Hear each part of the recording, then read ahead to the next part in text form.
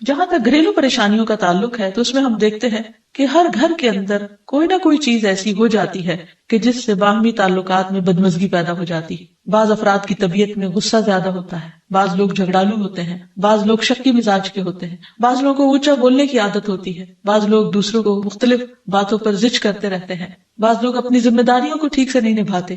تو یہ تمام چیزیں صرف نہ یہ کہ ایسے انسان کو خود بلکہ اس کے آس پاس رہنے والوں کو اذیت میں مبتلا کر دیتی. اب اس میں انسان بعضوں کو سمجھانے سے بھی کام لیتا ہے، دوسروں سے بھی مدد لیتا ہے، لیکن پھر بھی مسئلہ حل نہیں ہوتا. تو صحابہ کرام تو اپنی جوتی کا تسمہ بھی ٹوٹ جاتا تو اللہ سبحانہ تعالیٰ سے مانگتے تھے. تو اگر گھر کے اندر کسی قسم کی ناچاکی یا پریشانی ہے تو اس سلسلے میں بھی ہمیں اللہ تعالیٰ کی طرف رجوع کرنا چاہیے، اور پھر اس کے ساتھ ساتھ دوسرے کو جو مشکل پیدا کر رہا ہے سمجھانا بھی چاہیے. جہاں تک لڑائی جھگڑے کا تعلق ہے تو اسے منافقت کی علامت بتایا گیا. آپ صلی اللہ علیہ وسلم نے فرمایا کہ منافق کی 4 علامتیں ہیں. ان میں سے ایک بات کرے تو جھوٹ بولے، وعدہ خلافی کرے، امانت میں خیانت کرے، اور جب وہ جھگڑا کرے تو گالی دے. یعنی جھگڑتا بھی ہے اور گالی بھی دیتا ہے. نبی صلی اللہ علیہ وسلم نے یہ بھی فرمایا کہ اللہ کو سب سے زیادہ ناپسند آدمی وہ ہے جو بہت جھگڑالو ہے. یعنی اللہ تعالیٰ ایسے شخص سے محبت نہیں کرتے. اس لیے اگر آپ کسی سے بات کر رہے ہو تو اس کی بات توجہ سے سن لے.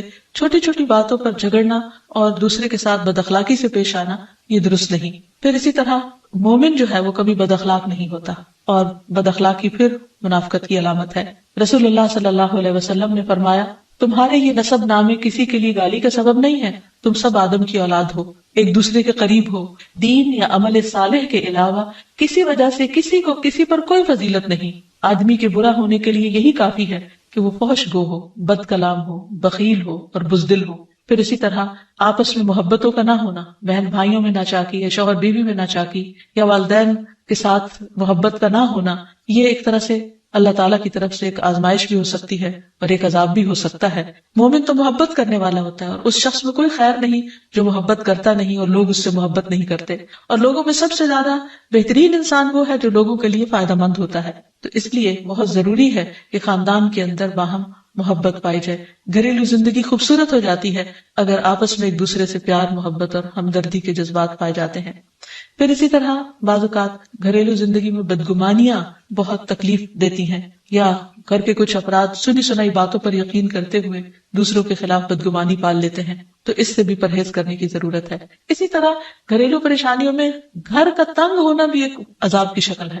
اس لیے نبی صلی اللہ علیہ وسلم نے ہر وضو کرنے کے بعد جو دعا سکھائی اس میں خاص طور پر یہ دعا آتی ہے کہ اللہ میرے گھر میں وسعت پیدا کر دے. یعنی ایک تو دلوں میں وسعت ہو اور دوسرا یہ ہے کہ جگہ بھی کشادہ ہو. رسول اللہ صلی اللہ علیہ وسلم نے فرمایا 3 چیزیں بدبختی میں سے ہیں. عورت جب تو اسے دیکھے تو وہ تجھ کو بری لگے اور وہ تجھ پر اپنی زبان چلائے، اور اگر تو اس سے غائب ہو تو وہ اپنے نفس کی اور تیرے مال کی حفاظت نہ کرے. دوسرے مریل سواری کہ اگر تو اسے مارے اور چلائے تو تجھ کو تھکا دے، اور اگر اسے چھوڑ دے تو تجھے جلد تیرے ساتھیوں تک نہ پہنچائے. اور ایسا گھر جو تنگ اور کم سہولتوں والا ہو. تو اس لیے اگر انسان ایسی کسی تکلیف میں مبتلا ہے تو اس کا حل بھی یہی ہے کہ کوشش کے ساتھ ساتھ انسان دعا کرے. اسی طرح خرچ میں کمی، وسائل میں کمی، مال میں کمی، یہ تمام چیزیں بھی عموماً گھروں کے اندر جھگڑے پیدا کر دیتی ہیں. کھانے پینے کی قلت، بنیادی ضروریات کا پورا نہ ہونا. تو ایسی صورت میں بھی انسان اللہ تعالیٰ کی طرف رجوع کرے، اور اس کے لیے ساتھ ہی کوشش بھی ضروری ہے. کوشش میں سب سے پہلے تو یہ کہ انسان لڑائی جھگڑا چھوڑے، صبر و ضبط کی عادت ڈالے، برداشت اور تحمل کی عادت اپنے اندر پیدا کرے، اپنے اخلاق کو بہتر بنائے. ایک حدیث کے مطابق اللہ سبحانہ وتعالیٰ جب کسی گھرانے پر خیر و برکت نازل فرمانا چاہتے ہیں تو اس گھر والوں کے اندر نرمی پیدا کر دیتے ہیں. اور ایک اور حدیث میں یہ بھی آتا ہے کہ جو نرمی سے محروم کر دیا گیا وہ ہر خیر و بلائی سے محروم کر دیا گیا. تو اس لیے گھر کے ہر فرد کو اپنے اپنے رویے پر غور کرتے ہوئے اپنے اخلاق کی اصلاح کرنے کی ضرورت ہے، اور دوسروں سے توقعات زیادہ رکھنے کی بجائے اپنا طرز عمل اچھا کرنے کی ضرورت ہے. اور گھر والوں کے ساتھ بہترین ہونا نبی صلی اللہ علیہ وسلم کی سنت ہے. آپ نے فرمایا تم میں سے بہتر وہ ہے جو اپنے گھر والوں کے لیے بہتر ہو، اور میں تم سب کی نسبت اپنے گھر والوں کے حق میں اچھا ہوں. یعنی آپ نے اپنی مثال دی کہ میں سب سے اچھا سلوک اپنے گھر والوں سے کرتا ہوں، تو تمہیں بھی اگر اچھا بننا ہے تو ایسا ہی کرنا ہوگا. پھر اسی طرح گھر والوں کو زیادہ سے زیادہ فائدہ پہنچانا. حسن بصری سے مروی ہے کہ اللہ تعالیٰ کے نزدیک پسندیدہ بندے وہ ہیں جو اپنے اہل و عیال کو سب سے زیادہ نفع دینے والے ہیں. پھر اسی طرح پیار و محبت سے رہنا. اگر لڑائی جھگڑا ہو بھی جائے یا کوئی غلط فہمی پیدا بھی ہو جائے تو اس وقت خاموشی اختیار کر لینا، مناسب وقت کا انتظار کر کے اس غلط فہمی کو دور کرنا ضروری ہے. پھر اسی طرح اللہ سبحانہ وتعالیٰ نے گھریلو زندگی کو خوشگوار بنانے کے لیے جو بہترین ہدایت ہمیں قرآن مجید میں دی ہے وہ ہے عفو و درگزر سے کام لینا. اللہ تعالیٰ فرماتے ہیں، اے لوگو جو ایمان لائے ہو، بے شک تمہاری بیویوں اور تمہارے بچوں میں سے بعض تمہارے دشمن ہیں، سو ان سے ہوشیار رہو، اور اگر تم معاف کرو اور درگزر کرو اور بخش دو تو بے شک اللہ بے حد بخشنے والا نہایت رحم فرمانے والا ہے. تمہارے مال اور تمہاری اولاد تو محض ایک آزمائش ہے، اور جو اللہ کے پاس ہے وہ بہت بڑا اجر ہے. واللہ عندہ اجر عظیم، اور جو اللہ ہے اسی کے پاس بہت بڑا اجر ہے. یعنی انسان کو بعض اوقات اپنی ہی بیوی یا بیوی کو اپنے ہی شوہر سے اور بعض اوقات اپنے ہی بچوں سے یا اپنے ہی والدین سے دشمنی کا اندیشہ ہو سکتا ہے، اور وہ ایک دوسرے کے لیے مصیبت اور بلا ہو سکتے ہیں. لیکن ایسی صورت میں بھی انسان کا گزارا نہیں ہو سکتا جب تک ایک دوسرے کو معاف نہ کرے. زندگی کی گاڑی نہیں چل سکتی جب تک انسان دوسروں کے قصور اور غلطیاں ان سے درگزر نہ کرے، کیونکہ ہر انسان کبھی غصے کی وجہ سے، کبھی جہالت کی وجہ سے، کبھی جلد بازی کی وجہ سے، کبھی لوگوں کے اکسانے پر اپنے پیاروں کے ساتھ زیادتیاں کر جاتا ہے. تو ایسی صورت میں انسان اگر چاہتا ہے کہ اس کی زندگی خوشگوار ہو تو اسے معاف کرتے رہنا چاہیے.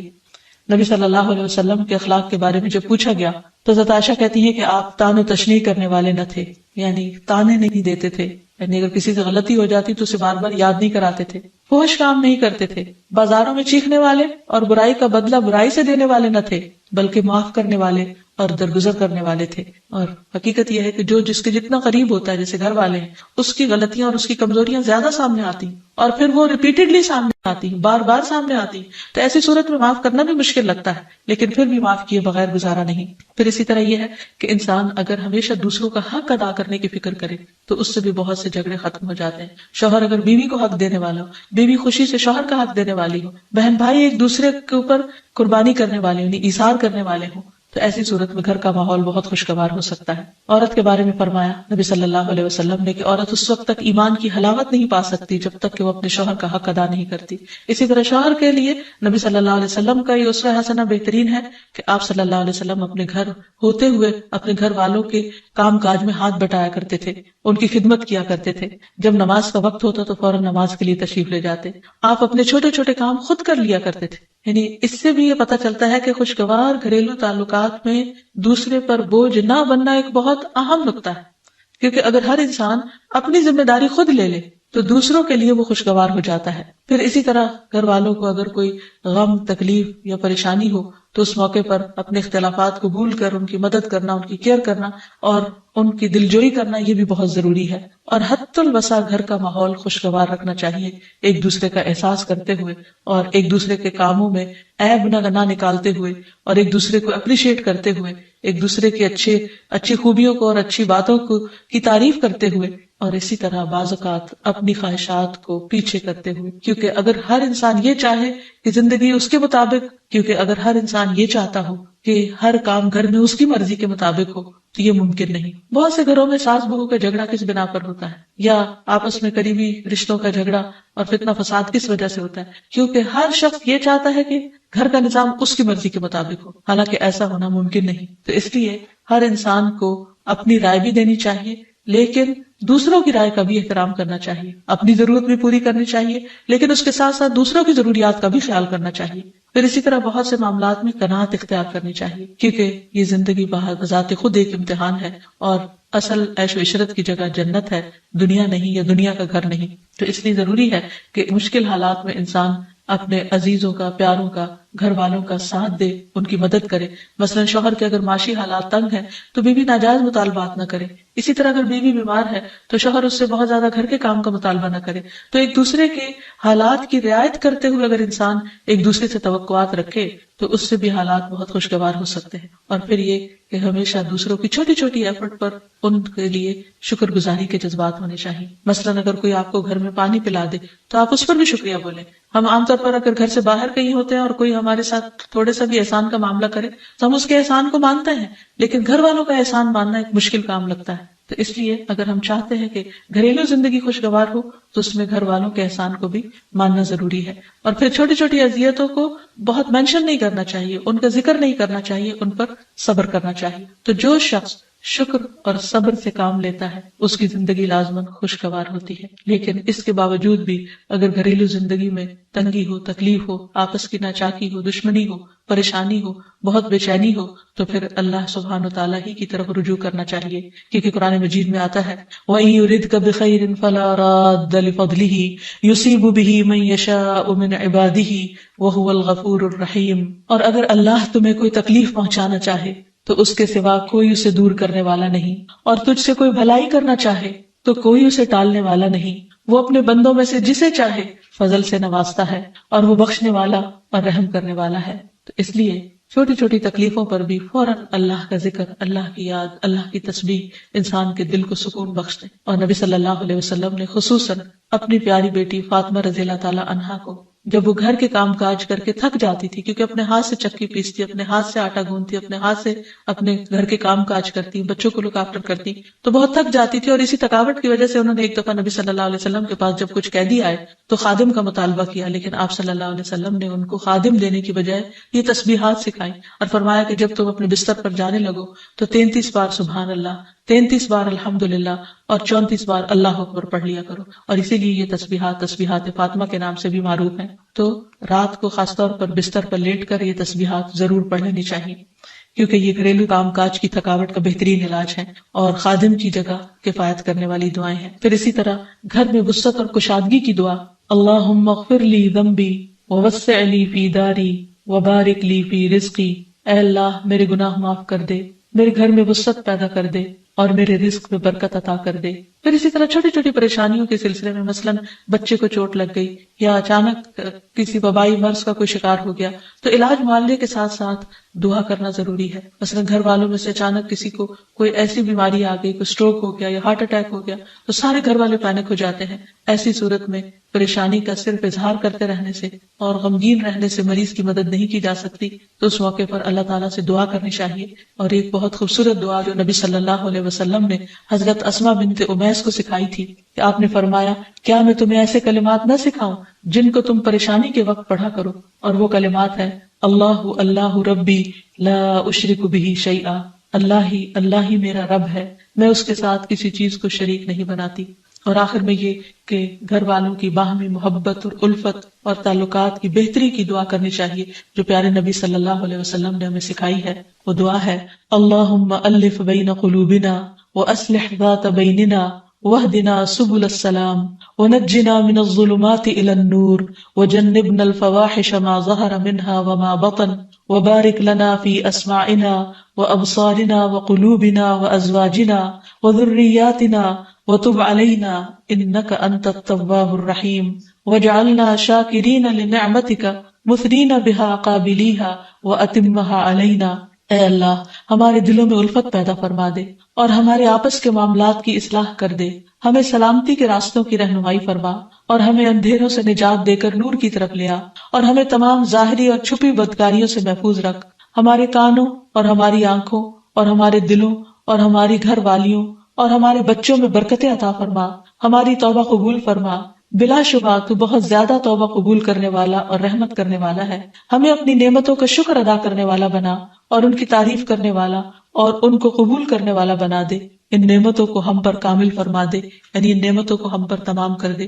تو کس قدر جامع اور خوبصورت دعا ہے جو نبی صلی اللہ علیہ وسلم نے ہمیں سکھائی. گھریلو زندگی کو خوشگوار بنانے کے لیے ان دعاؤں کو پڑھتے رہنا چاہیے، یاد کر لینا چاہیے، قبولیت کے مواقع پر پڑھنا چاہیے. اگر زبانی یاد نہ بھی ہو تو دیکھ کر پڑھ لینا چاہیے، اور اگر ان کا ترجمہ نہ آتا ہو تو اردو میں پڑھنے میں بھی کوئی حرج نہیں. لیکن اللہ تعالیٰ سے مانگتے رہیے، کیونکہ ساری مشکلات کا حل صرف.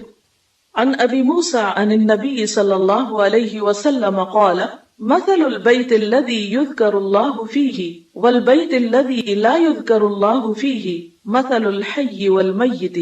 رواہ مسلم. سیدنا ابو موسیٰ رضی اللہ عنہ سے روایت ہے، نبی صلی اللہ علیہ وسلم نے فرمایا جس گھر میں اللہ تعالیٰ کا ذکر کیا جاتا ہے اور جس گھر میں اللہ تعالیٰ کا ذکر نہیں کیا جاتا وہ زندہ اور مردہ کی مثل ہے. اللہ کے بندے، اللہ سے محبت کرنے والے ہر حال میں اللہ کو یاد کرتے رہتے ہیں، خواہ وہ اپنے گھر میں ہوں یا گھر سے باہر۔ الذین یذکرون اللہ قیاما وقعودا وعلی جنوبہم، وہ جو اللہ کا ذکر کرتے ہیں کھڑے، بیٹھے اور لیٹے۔ ایسے لوگ دنیا کے کسی بھی حصے میں ہوں، کوئی بھی کام کر رہے ہوں، ان کے دلوں میں اللہ کی یاد سمائی ہوئی ہوتی ہے۔ ان کے دلوں میں اللہ کی یاد صرف مسجد کی حد تک یا کسی خاص جگہ سے ہی مخصوص نہیں ہوتی، بلکہ وہ اپنے گھروں میں بھی اللہ کو یاد کرتے ہیں۔ اس حدیث کے مطابق وہ گھر جن میں اللہ کا نام بلند ہوتا ہے، جس میں ذکر کیا جاتا ہے، وہ اس شخص کی طرح ہے جو زندہ ہو۔